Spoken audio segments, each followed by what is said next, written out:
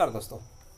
आज हम लोग बात करेंगे एनीमिया के बारे में कि एनीमिया का इलाज क्या हो सकता है, एनीमिया क्या होता है और इसका घरेलू उपचार क्या क्या हो सकता है। दोस्तों वैसे इससे पहले मैं एनीमिया के जो मेडिकल सिचुएशन होती है उसके ऊपर एक वीडियो बना चुका हूँ। अगर आप उसे देखना चाहें तो आप चैनल में देख सकते हैं।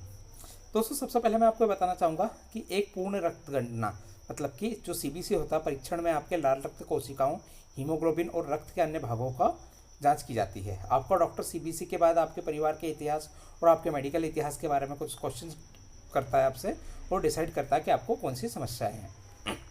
जब एक बार एनीमिया डायग्नोज हो जाता है तो उसके बाद कुछ और टेस्ट भी कराए जा सकते हैं, जैसे ब्लड स्मेयर है, डाइफेरेंशियल सफ़ेद रक्त कोशिकाओं की गणना करने के लिए जो होता है, लाल रक्त कोशिकाओं के आकार की जांच करने के लिए टेस्ट हो सकते हैं, या असामान्य कोशिकाओं की जांच के लिए भी एनीमिया में और फर्दर जांच कराई जा सकती है। इसके अलावा रेटिकुलोसाइट गिनती परिपक्व लाल रक्त कोशिकाओं की जांच के लिए भी किया जा सकता है। तो दोस्तों एनीमिया का जो संभावित इलाज होता है, सबसे पहले उसके बारे में बात करते हैं। एनीमिया का उपचार आपके एनीमिया के प्रकार के ऊपर निर्भर करता है। बहुत सारे कारण हैं, इसलिए उपचार भी इसके लिए कई सारे मौजूद होते हैं।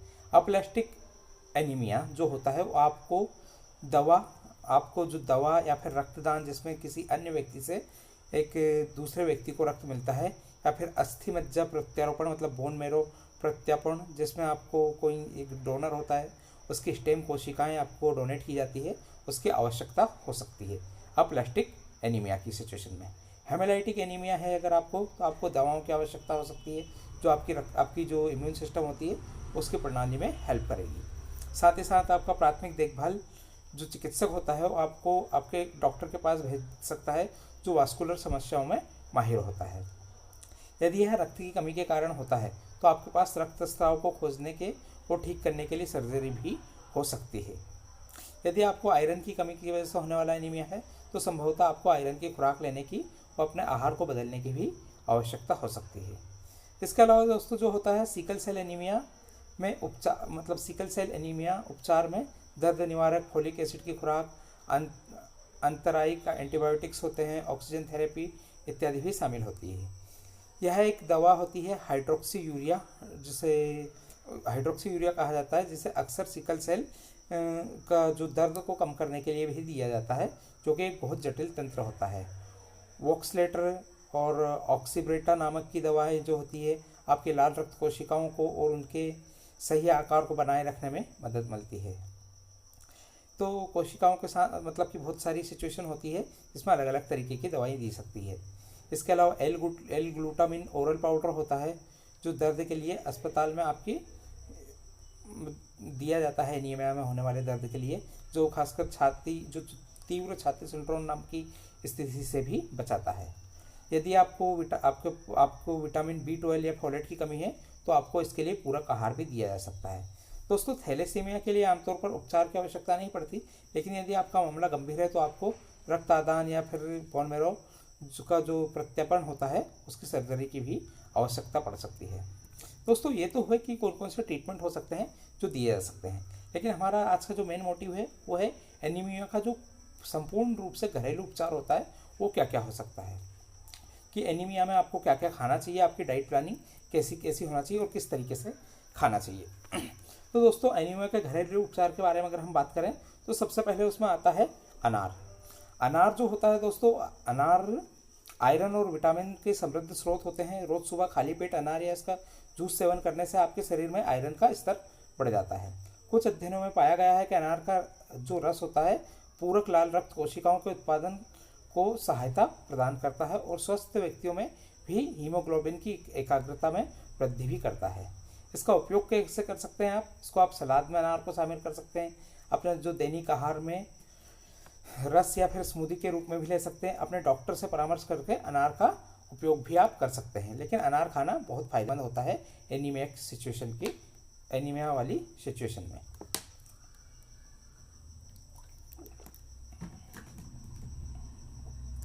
इसके अलावा दोस्तों जो अगला होता है वो होता है अंडे खाने से। अंडे में प्राकृतिक रूप से उच्च लोहा होता है और कम संतृप्त वसा की मात्रा होती है। यह आपके आहार के लिए एक अच्छा अतिरिक्त हो सकता है।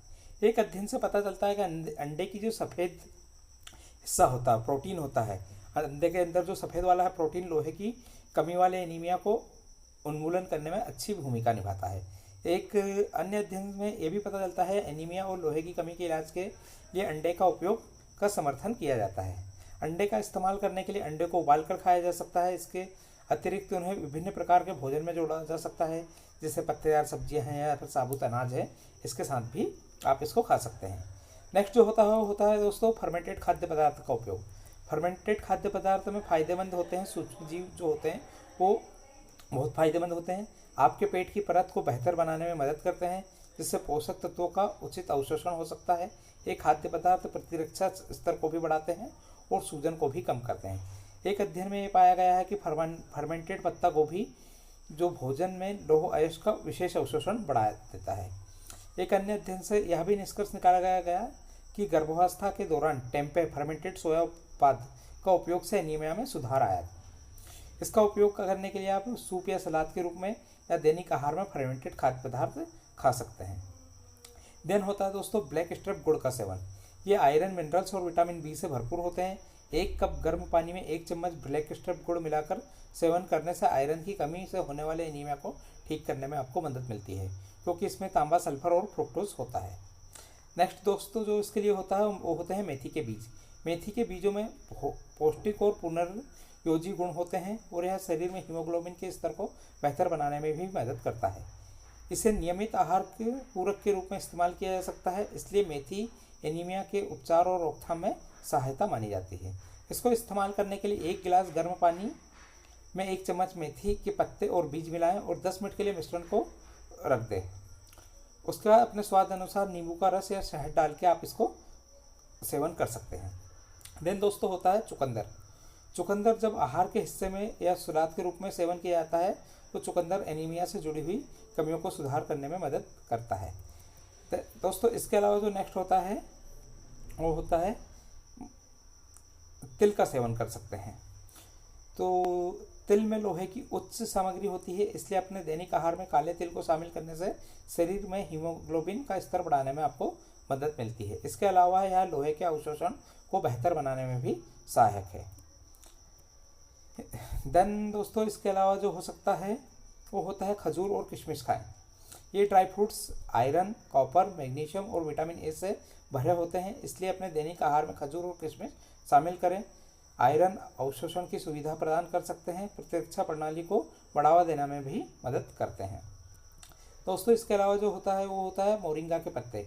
यह न केवल लोहे में समृद्ध है बल्कि इसमें पोषक तत्व भी काफ़ी होते हैं, जैसे folic acid, vitamin B12, vitamin C सहित लोहे के प्रतिधारण में सहायता करते हैं। इसके नियमित आहार से मोरिंगा के पत्तों को मालिश करते हुए विशेष रूप से प्रभावी पाया जाता है। अंजीर का सेवन करने से दोस्तों अंजीर अपने आप में उच्च लोह सामग्री के कारण शरीर में लोहे के स्तर को बढ़ाने के लिए उपयोग किया जाता है। इसके लिए आप 4 से 5 अंजीर के पत्तों को रात भर पानी में भिगो कर रख सकते हैं और सुबह इनका सेवन कर सकते हैं।